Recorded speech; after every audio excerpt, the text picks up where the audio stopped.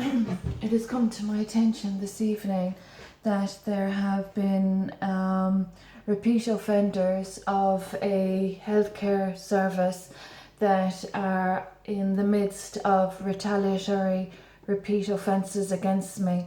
Now, as I've mentioned, I have a very clean track record. As I've also mentioned, I have been through ombudsman procedures since 2017 that I am still awaiting to be addressed. The issue that I'm raising in this matter is the issue of individuals being in my proximity disturbing the peace. Now, since 2019, it is now 2021. Since 2019, I've experienced quite a lot of disruption in my environment and in my locality. Since 2019, there's been a lot of slander, but this has been ongoing. This is an ongoing issue. This is in cooperation with the individuals from my marriage that have been responsible for the abduction of my child and the trauma to my child. These matters are playing out in an agenda that isn't for the greater good. Now, as I'm of sanity and sobriety and a worldwide fellowship, and as my anonymity is being disrespected, and as there are individuals that are in contempt against the state and that are treasonous, I have very huge concerns about the individuals that have been of publicity stunts and publicising personal information. My private space has been perverted. My private space has been literally perverted, and my privacy entitlements as a royal have been violated. Now, I have a royal title. The government is aware of my heritage. The government is fully aware of my bloodline. And what I'm experiencing are very dangerous abuses and offences.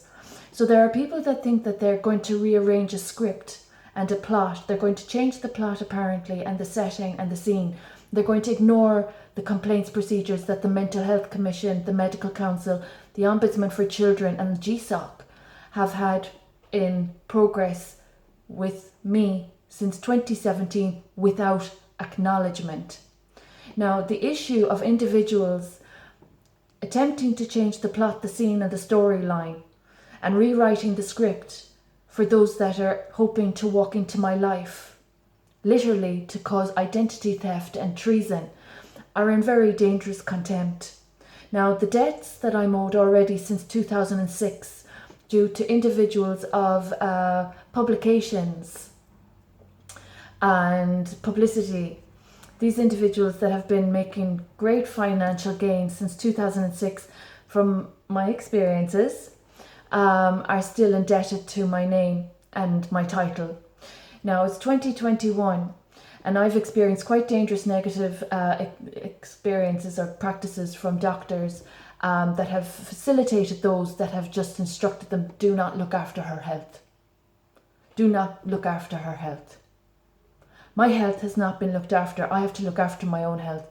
And NEFIT is fully aware of the role that my family's name has had in legislation with regard to healthcare. Now, that's only in the past 3 years. So this is all a very huge situation when there are individuals taking liberties and spending other people's wealth and walking on other people's property and into other people's homes. Now, it takes more than a bit of stripping and a bit of sexual favour to overlook these kind of dangerous offences. It's quite dangerous when a little baby boy is really severely traumatised in an unlawful care order. And it's really dangerous when the ombudsman don't address that. It's also quite dangerous when there are developments with new legislation in the healthcare bills arising from a family name that is being disrespected, and individuals in a proximity where they really have no right to be. So as a worldwide recovery advocate, those individuals disrespecting the anonymity, sanity and sobriety principles, traditions and the steps, I take great exception to. So those people that think that they're going to displace after denigrating and disrespecting and defaming my good name, those individuals that have caused these bodily integrity damages, damages to my environment, damages to my body, damages to an angelic light body are quite dangerous. And that's what's been happening since 2016 in this county. So it's really serious that I hope United Nations grasps this sincere issue and sinister issue of individuals claiming to be of progress, but ignoring and disrespecting the source of that progress. Now, people that are showing a total lack of courtesy and that aren't of very good integrity and no honourability are really in no place of judgment. There are people that are violating thought processes remotely, and they justify it with the conditions and circumstances that they have falsified as a premise. Now, I don't know how, when I'm living on my own, anyone 10 miles away could be telling me how I'm thinking. And I don't know why there's music blaring in this building when there shouldn't be anyone in this building. And there has been noise pollution. So I didn't give anyone consent to access my thought processes. I didn't give anyone consent to discuss my experience in any dissertation, thesis, or any bit of academic work. And that is another human rights abuse I've experienced. So I'd like to know the calibre and character and quality of these people that think they're going to discuss people's experiences when they're causing very poor conditions and not paying their dues. I'd love to comprehend that kind of a morbidity, because the misconduct and malpractice doesn't fit with the sanity and sobriety principles I represent. So the malpractice and the misconduct that's ongoing in this charade, and doctors disrespecting their Hippocratic oath, it's all very dangerous. But even the most dangerous part of this is a child not being in the care of his mother. So I'd like the doctors and the practitioners, and particularly the politicians, the female politicians, I'd like to know what you think of this circumstance. Would you think it worth it to damage a royal title and a precious child just for land grabbing, property theft, and stealing another woman's well-earned, clean, honest money? Do you think it's safe stealing another person's honest entitlements? I don't like that people are spending my money. I don't like that people have used my name in their academic work or their cultural or artistic or creative or intellectual work. So there's a big issue with the guards and the government now with not having fulfilled its obligations to my royal title. I'd like the guards and the government to really establish for themselves, to make it very clear. I'd like them to put it in bold print so they don't forget what my royal title is. And I'd like them to be not in any or in under any cloud of illusion with regard to the recovery of wealth from the United Kingdom and in Ireland, the new wealth in Ireland, particularly in the past 4 years. I would hope that there isn't anyone under any illusion about the circumstances that I have initiated, caused, influenced, and developed since, particularly the humanitarian project in 2018.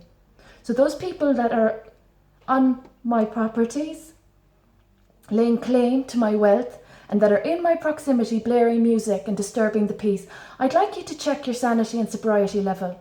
And I'd like you to calculate your integrity and honesty.